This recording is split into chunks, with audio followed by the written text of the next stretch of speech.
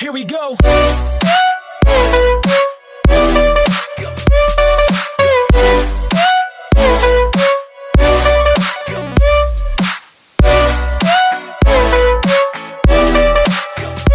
I'm invincible. Nobody gonna bring me down.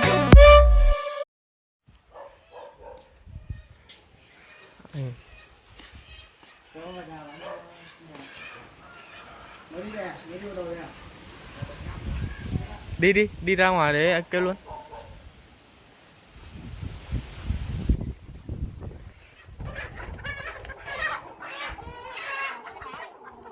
Lấy cháu con nhà máy còn 2 kg.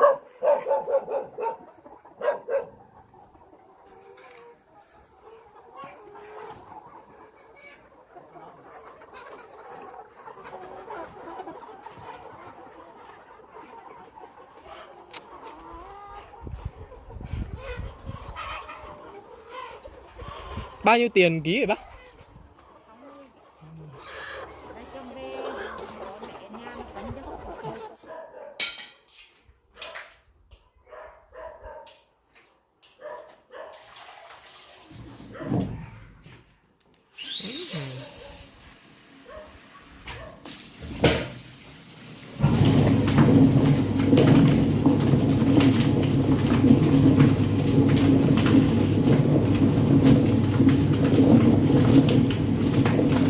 Nhanh vãi luôn.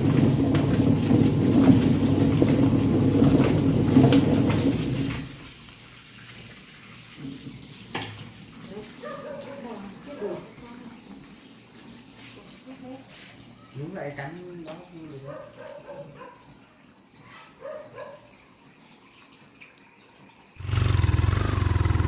Đầu mình chưa quen mình thải hết côn ra, tại vì cái xe đau côn mình nó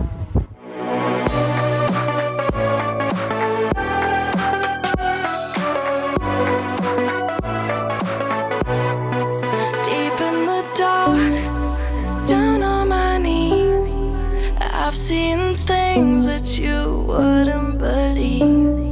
I was lost until I found that I'm invincible. Nobody gonna bring me down. ra mấy ký. Hả? Ra mấy ký. 3 kg. Nó làm rồi thì còn nướng lại thôi chứ. Mổ đó. Hả? Nướng kẹp chứ. Kẹp à? Không, nướng bắp cái này ngon hơn. Lâu lắm. Nướng này lâu lắm. Mổ thì mổ thôi. Đi chết, bộ thế chết rồi. Rồi. Ai bày một à? Thế. Được rồi, tôi cứ bộ đi. Chặt đi. Mía che kẹp mà mấy cái mía không được hả, không được, cái mía thằng Huy bảo mía ngon hơn, mấy cái che mới kẹp được. Cắt đôi cái mía ra như thế kẹp được. Không gặp đâu, lấy cái tre, lấy cái tre. Tôi lấy to, cây to. Cái gì lớn gì.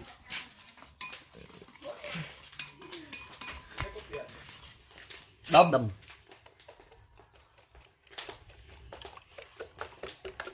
Cho xả vô.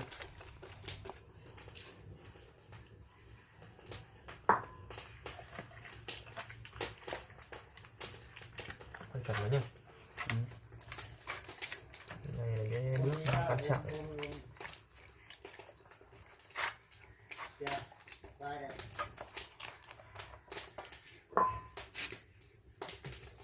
Thịt này nướng lên để xe lại nướng vào đấy. Thơm nhỉ.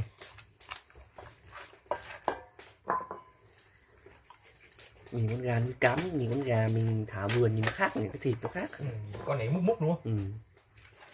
Cái gà này nó vàng chắc, thịt nó đâu có lỏng lẻo này đâu. Bao tay. Hả? Bao tay luôn. Gà nướng ngũ vị. Hay là gà phơi nắng đây. Phơi nắng là một tí đấy. Hôm nay tôi sẽ giới thiệu cho mọi người để chụp ông của vlog bóc kiểu nhá. đừng cho nó ra nữa. Còn tí mình đang nhúng cho nó khô lại thôi mà. Đúng rồi. cho đừng cho lên lửa, nó bốc lửa lên. Ăn gà là ăn gà máy máy tư.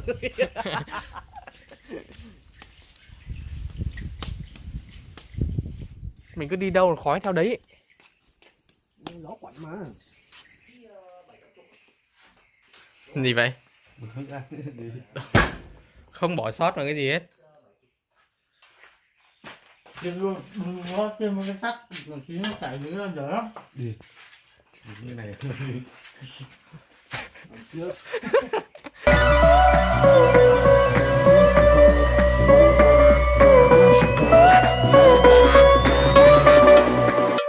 Here we go.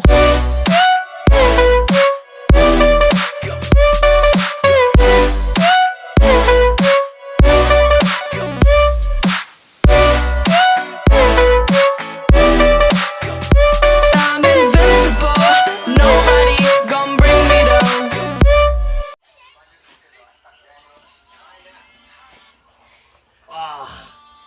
Vô, ngồi lên. Đó. Chặt, tao chặt nó đẹp đâu. Đây tôi quay. Đeo gì đẹp. Tao chặt à?